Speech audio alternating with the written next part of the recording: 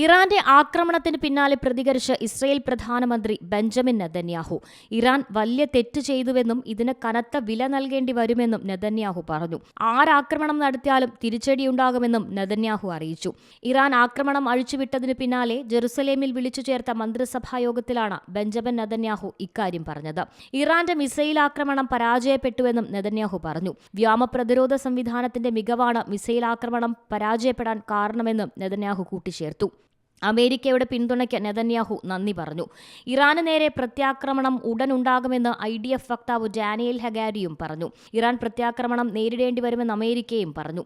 ഇറാന്റെ മിസൈലുകൾ വെടിവെച്ചിടാൻ American president Joe ബൈഡനാണ് നിർദ്ദേശം നൽകിയത്. ലബനന് നേരെ ഇസ്രയേൽ നടത്തിയ ആക്രമണത്തിന് മറുപടിയായാണ് ഇറാന്റെ മിസൈൽ വർഷം.